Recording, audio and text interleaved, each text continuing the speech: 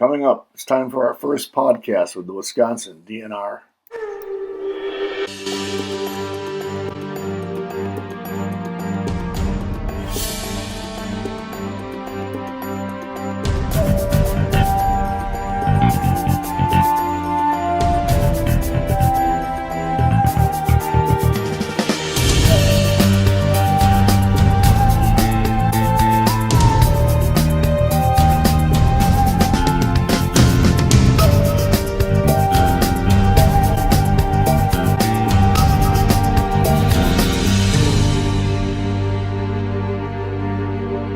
All right.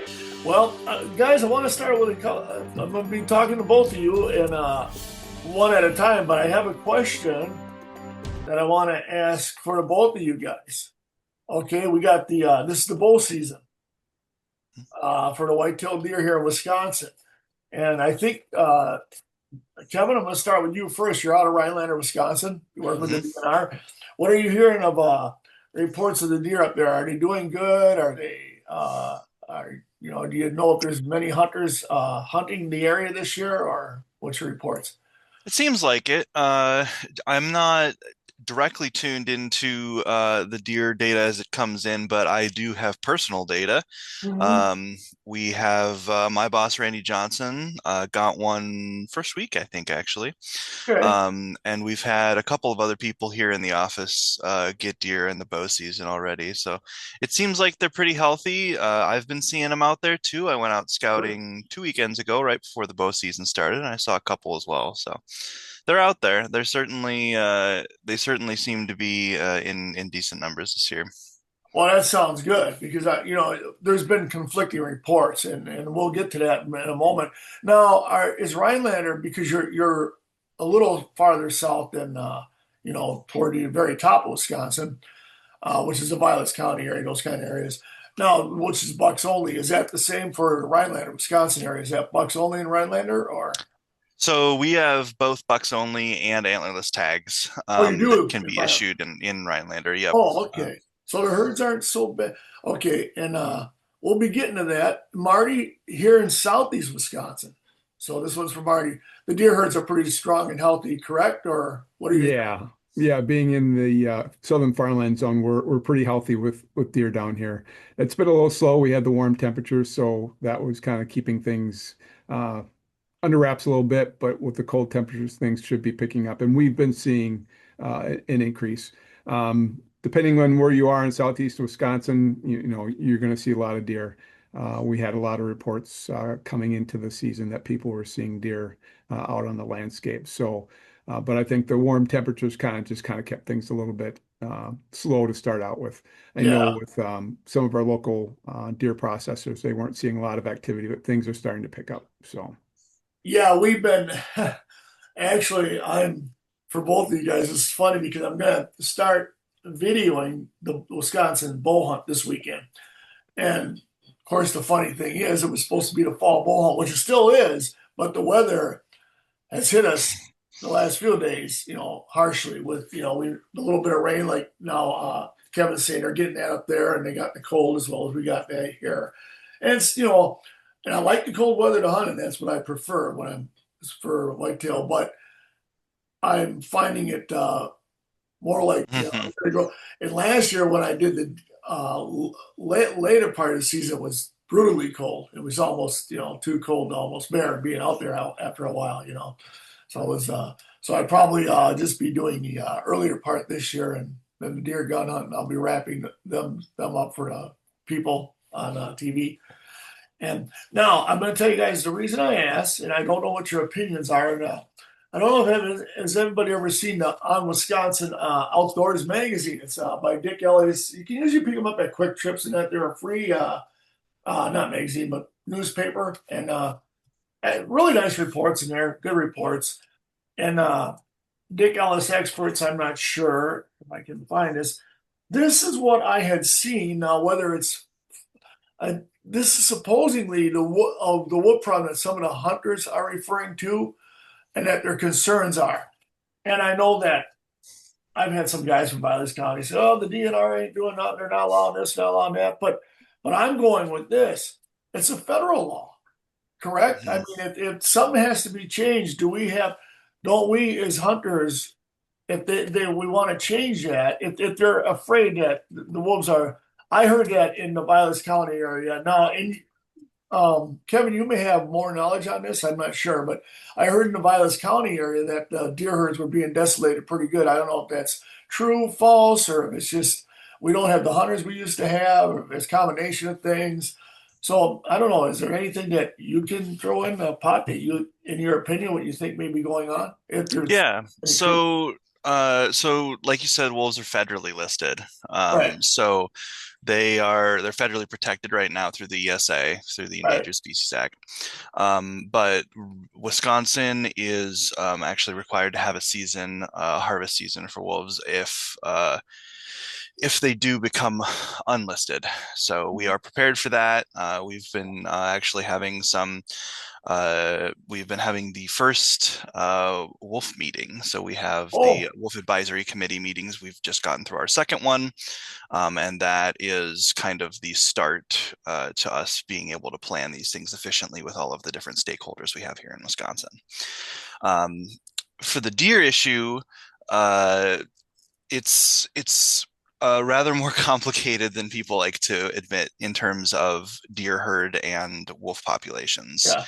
So yeah, so it in many cases, deer numbers have declined in Wisconsin, Mhm. but correlation is not causation with wolves Okay. specifically. The wolf population is what we consider to be at a stable level. So we've kind of switched our management from trying to repopulate the wolves on the landscape to now doing active management to try to make sure that the population remains stable I see. and that we don't have a risk of overpopulation of either species. Right. Okay. So that's kind of where we're at right now. But there especially can be very micro effectiveness for wolves and deer herds.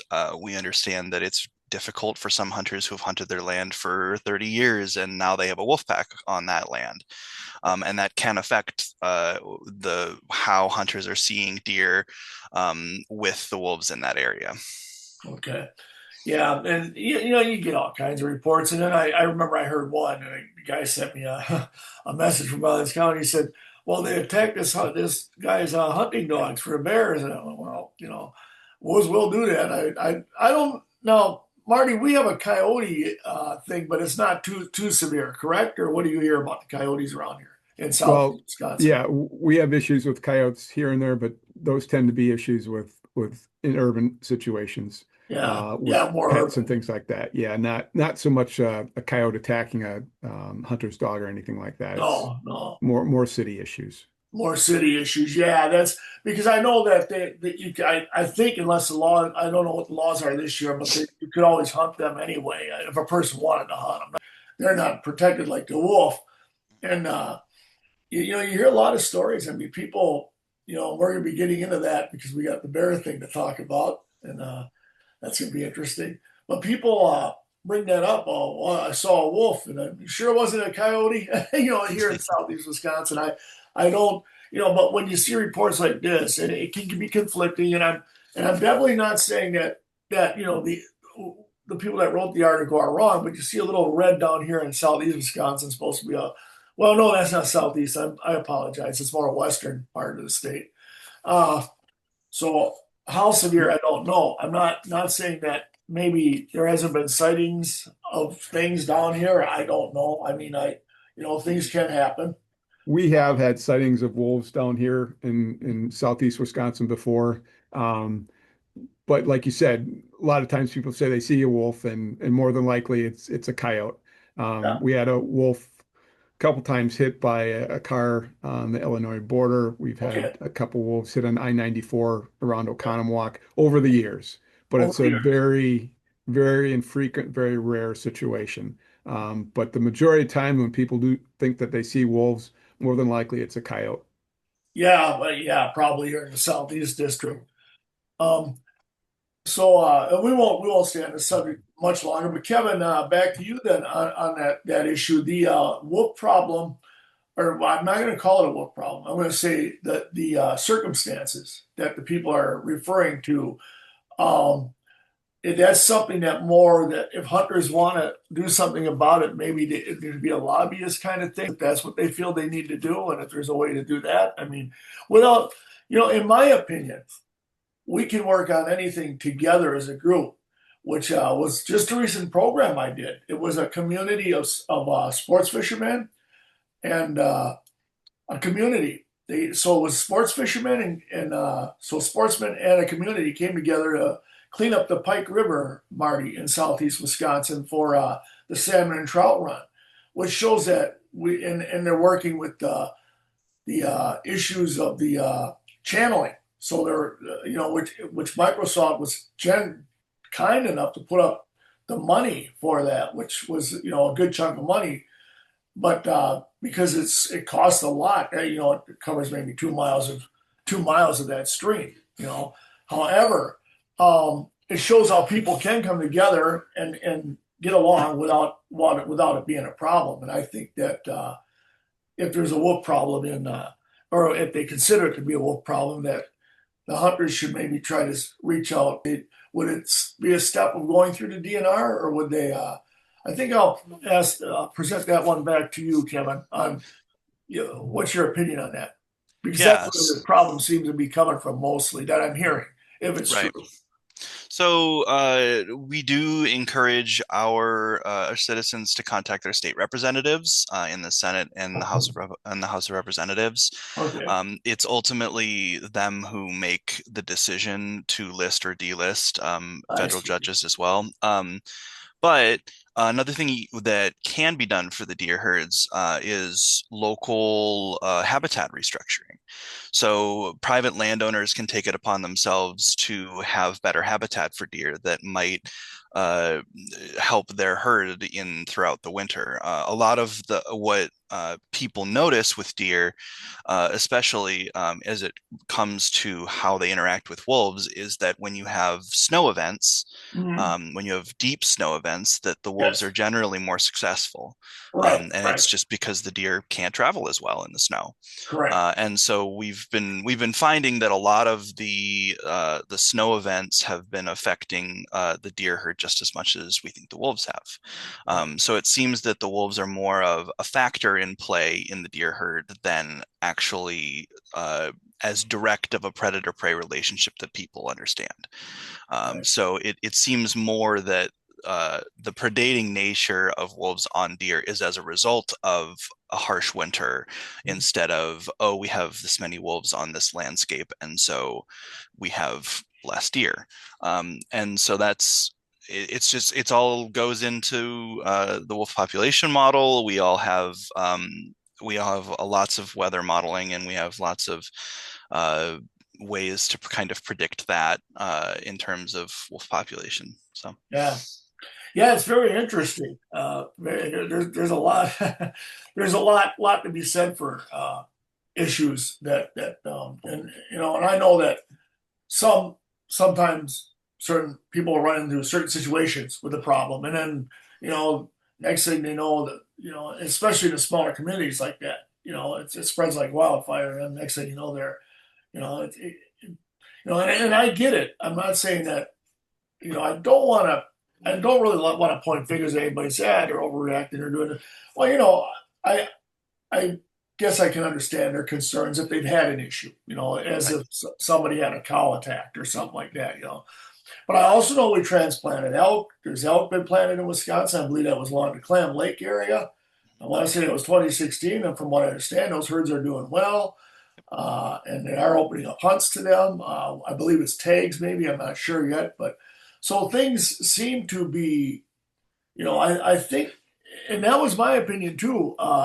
With that, Kevin, I thought I had seen a few more deer than I had seen. Now, when I was younger, we'd see tons of them. We were back in the day. We would bow hunt the area or gun hunt the area, and I think it's a combination of things. So and I think that and as far as them trying to go through their representatives here in Wisconsin, I believe that they might have a tough time with that one this year. I know I Yeah. had heard that he was more for protecting the wolves, which So I'm not gonna knock that either way, but what I am going to say is that they can still, if they want to team up and 2026 isn't that far, maybe they can try to get a hold of a representative, see if they can have something changed, and maybe that's something I can help them with their correct understanding for the balance as well, Mhm.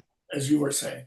So I agree with that. I don't see any problem with that. Now, where I want to go is a field things. Marty, I want to go back to you. We had talked about, and this has been a long time, Pheasants Forever and the DNR. You guys work together, right? Or are you still doing that? Or what's the situation? And I know budget cuts have been tough.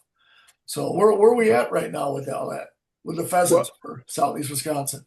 are you talking in terms of pheasant stocking or working with Pheasants Forever on Pheasant different programs? stocking, and I know I remember that I believe that Pheasants Forever was a partner in crime with the DNR, right? I mean, not in crime, but you know what I mean.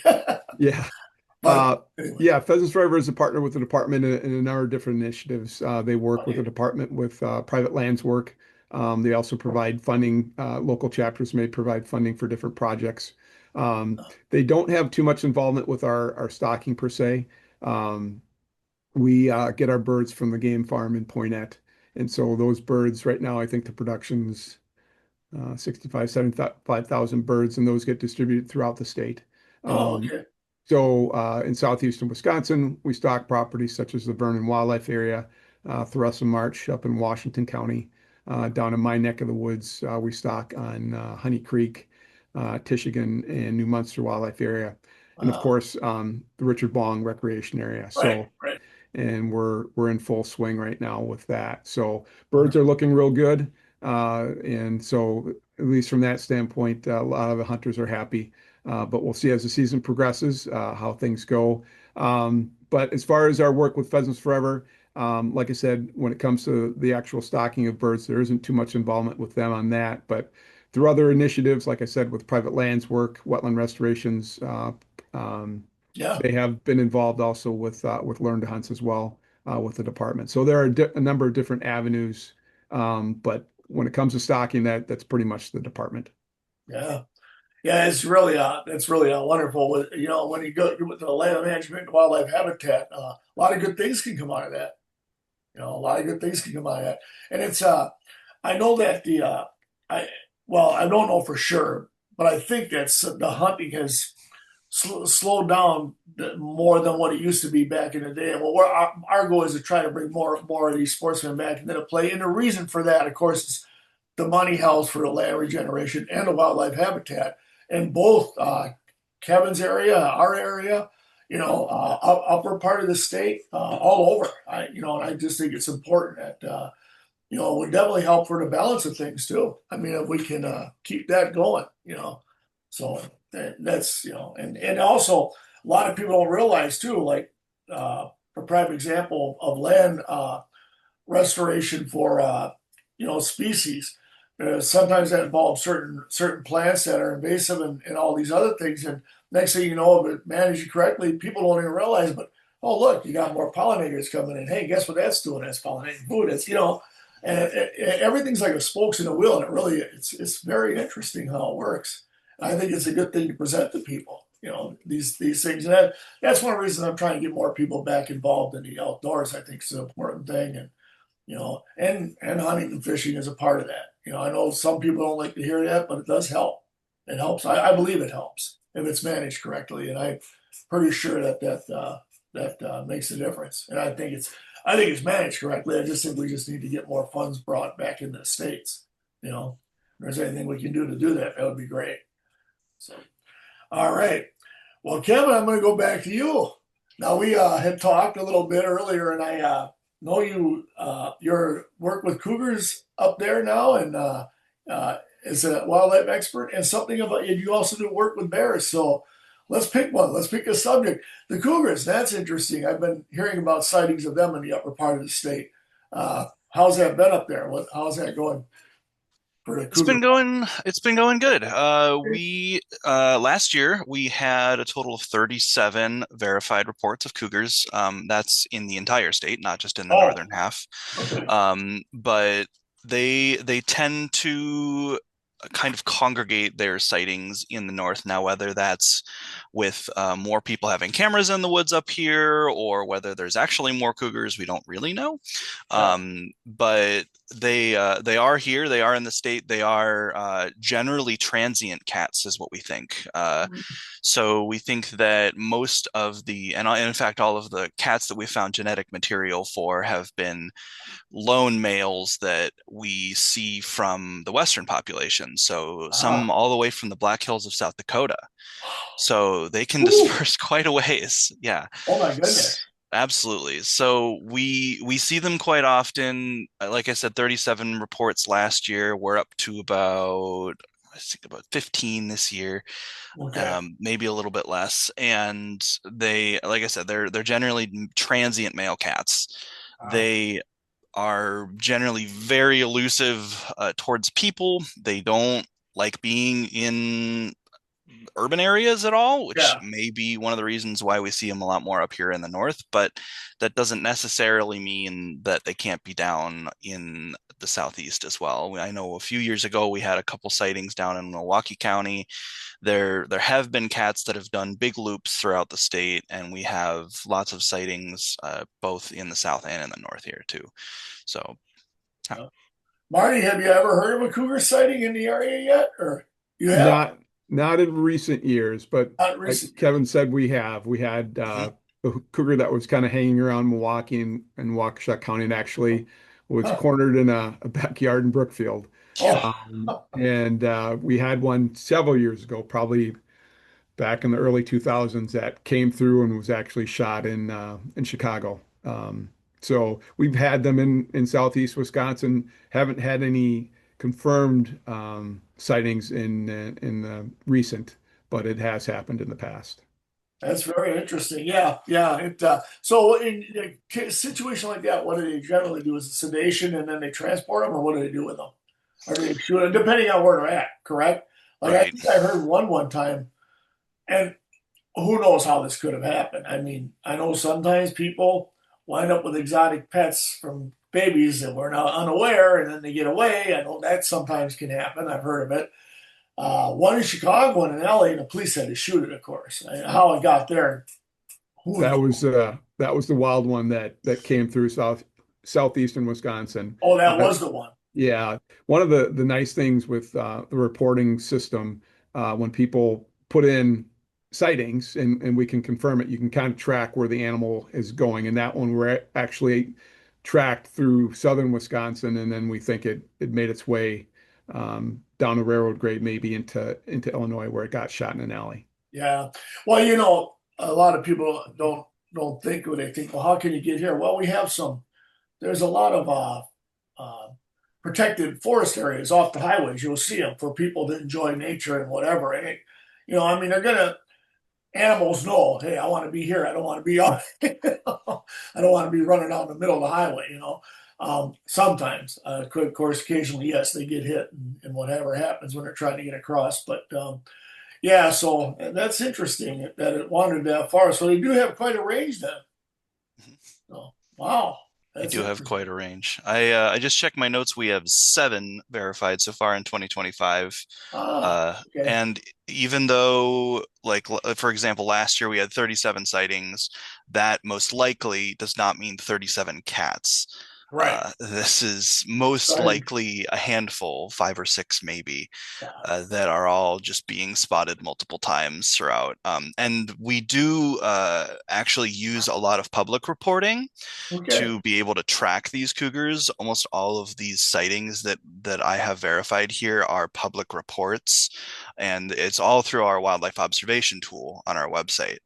It's something that I track personally a couple times a week, and we really appreciate when people put reports of cats, especially in there, but also there's room for other things like bobcats, wolves, things of that nature. And we keep a pretty sharp eye on that.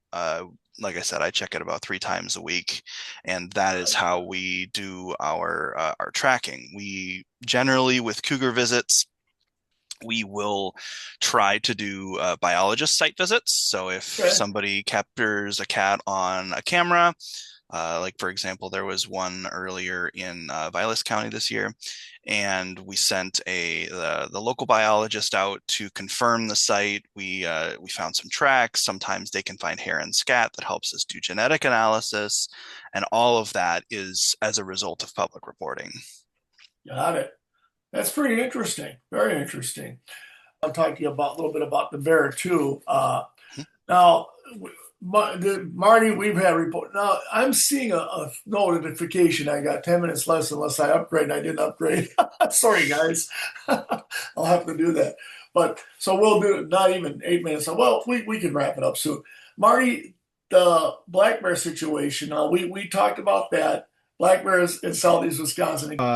Back in 2022, we had a number of sightings in Racine County, Waukesha County, and Washington County. How many bears that was, not known for sure. It could have been two to three different bears. Right. So we saw that, and again, like Kevin mentioned, we're getting reports, phone calls, but also observations put into the website. And that, as Kevin mentioned, helps us because we're not on the landscape. We can't see all the time. We can't see all the different animals that pop up here and there. So Right. that was helpful in tracking that. But there was some damage done to like bird feeders and some honey hives Okay. that were damaged by the bear. So we did get confirmed pictures of it. In 23, it kind of died down a little bit. And the bears just disappeared. Like a lot of times with these larger mammals, they come through, they don't find what they need, and they tend to go back north or back west. We don't see a lot that sticks around. Now, we had a sighting in Kenosha County around the New Munster Wildlife area late in the fall, but then we never heard anything about the bear after that. And I think that Oh, was in late 23. yeah. So again, the animals, we haven't seen any carcasses on landscape where an animal got hit by a car or anything like that. They Yeah. just kind of move on and go back to where they should be. Yeah. Uh, so Yeah. Well, Kevin, the bear population seems to be doing well in the northern part of the state. Is it correct? Absolutely. Statewide, we've got about 24,000 bears Oh, in the state, wow. something like that. Wow. The result of people kind of seeing a more southerly expansion of those bears is a normal result of their population increase. Mhm. They generally are territory holding bears that will disperse from mom at about a year and a half, and they'll go south in search of love. They'll go farther south because there is more territory up here is occupied. Yeah. And so, as kind of a result of seeing an increase in the total population of bears in the state, we'll be seeing more and more sightings in the south. We don't have too many sightings so far. Right. According to our tool in Kenosha, Milwaukee, Racine, Walworth, and Waukesha counties, I have 28 verified sightings since Okay. 2023. Oh, okay. So we do have them. They are in the southern part of the state. We were tracking one that was kind of near the Point Pleasant area in Dane County earlier this year that was walking around. It was a young male. Yeah. So they are definitely expanding southward, but we have a very healthy bear population, and this Which season is has probably been the pretty reason good for why. hunters. Yep, Yeah. banging pots and pans, waving arms, things of that nature.